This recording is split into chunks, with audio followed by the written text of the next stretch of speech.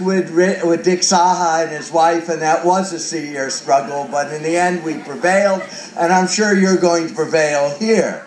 But there's a second point, and the second point is equally as important, that if this piece, you see this piece of land, is already the center, the focal point of people here in the county as a horse show. The supervisors were talking about some type of village, some type of an artificial village, almost like what you put up for Christmas, right?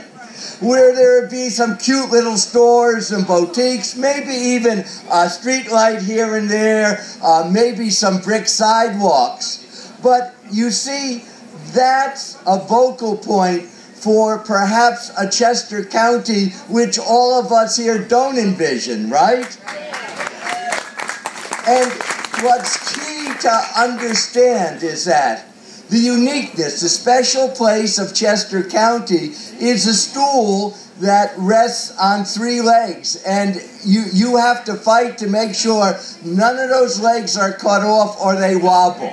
1 leg is open space. A second leg is the historic structures that exist on that open space. Mrs. Morris used to say, if I remember right, open spaces and historic places. But there's a third leg.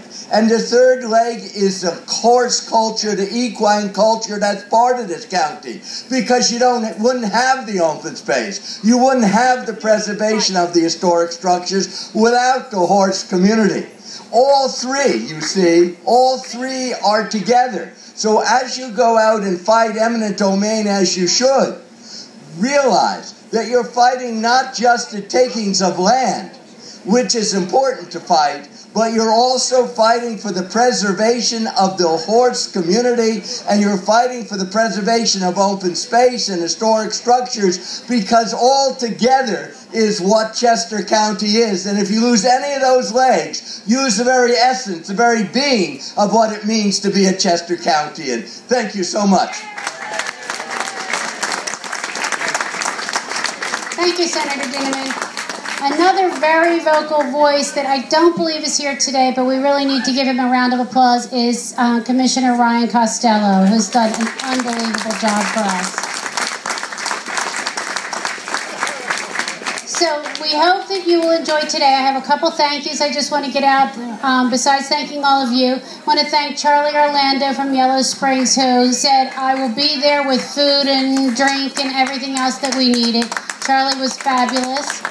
And for George Parcels, who, when I said, we need a speaker, we need to have a microphone and some electric, and he just hopped right in. He's right over here.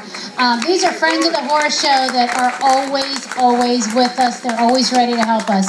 So please, again, make sure I get your email addresses. Make sure you stop over at the Ludwig's Corner table and flag down a board member. Ask them any questions you'd like. Anything else? Yeah, I got one more thing. Someone just pointed out to me that there was a couple conservation groups that were essential to helping us get this. And I believe the chairperson of the French and Pickering Conservation Group is here. Terry, would you mind coming up just so I know?